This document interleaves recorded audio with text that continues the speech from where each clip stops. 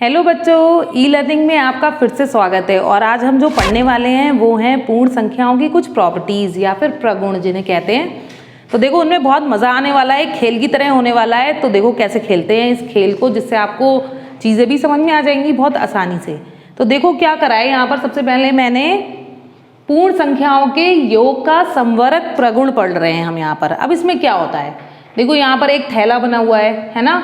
इसमें मैंने बहुत सारी पूर्ण संख्याओं की पर्चियाँ लिख के डाल दी हैं। अब ये थैला थोड़ा छोटा है तो इसमें आपको ज़्यादा नहीं दिख रही हैं, लेकिन थोड़ी बहुत दिख रही हैं। वैसे इसमें मैंने 26 तक की संख्याएं डाली हैं, है ना। आप जब थैला लोगे बड़ा सा तो उसमें और सारी संख्याएं भी डाल लेना, क्योंकि जो पूर्ण संख्याएं होती हैं वो तो अनंत तक जाती हैं, तो इतनी सारी तो हम लिख नहीं सकते। तो थोड़ी सी मैंने इसमें ले ली है। अब देखो हम इसमें से क्या करेंगे, हम इसमें एक खेल खेलेंगे। हम इसमें से कोई सी भी 2 पर्चियाँ निकालेंगे, ठीक है। तो देखो पहले मैंने पर्ची निकाली तो उसमें आया 5, दूसरी पर्ची निकाली उसमें आया 7। अब हम इन दोनों को जोड़ेंगे, योग करेंगे। तो जब हम योग करेंगे तो क्या आया 12, ठीक है, कोई बात नहीं, आ गया 12। फिर ऐसे ही हमने 2 पर्चियाँ फिर से निकाली, कौन कौन सी, 3 नंबर की और 4 नंबर की, और फिर हमारा आ गया 7। तो देखो ये 12 जो है ये भी पूर्ण संख्या है, क्योंकि ये इस थैले में है। दूसरी बार जब हमने निकाली 7, तो ये भी देखो इस पूर्ण संख्याओं के थैले में है, यानी कि ये भी पूर्ण संख्या है। फिर हमें लग रहा है अरे ऐसा कैसे हो रहा है। अब हम फिर से निकालेंगे 2 पर्ची, देखेंगे भाई कि ये पूर्ण संख्या आ रही है या मतलब ऐसी 2 बार आ गई। फिर हमने फिर से निकाली एक पूर्ण संख्या, तो मान लो 7 आई। फिर दोबारा निकाली तो 2 आ गई। अब इन दोनों को जोड़ा हमने तो क्या बना 9। अब 9 देखो, अरे 9 भी हमारी पूर्ण संख्याओं के थैले में है।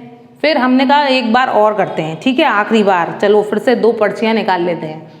अब हमने निकाली तो आया 8, फिर निकाली तो क्या आया 3, और ये भी क्या आ गया 11, ये भी एक पूर्ण संख्या है। तो इस खेल में क्या हुआ कि जब भी हम पूर्ण संख्याओं में से कोई भी 2 पूर्ण संख्या निकालेंगे और उनको जोड़ेंगे तो हमेशा जो संख्या मिलेंगी वो कैसी होंगी, पूर्ण संख्याएं ही होंगी। तो आया ना मजा खेल में कि जब भी आप इस थैले में से, पूर्ण संख्याओं के थैले में से 2 पूर्ण संख्या निकालोगे और उनको जोड़ोगे तो वो हमेशा एक पूर्ण संख्या आएगी।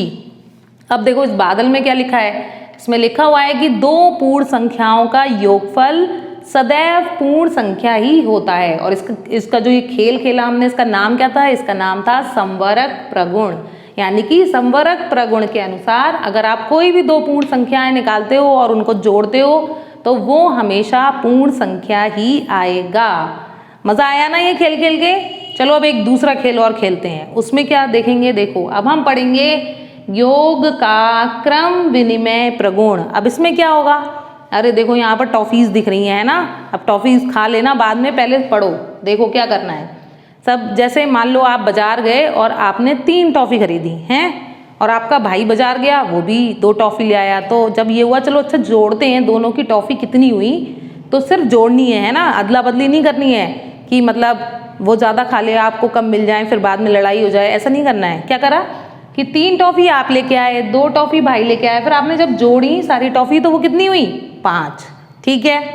अब दूसरी बार उल्टा हुआ। दूसरी बार क्या हुआ कि जो हम गए थे लेने तो हम 2 टॉफी खरीद के लाए, और भाई गया था वो कितनी लेके आया 3।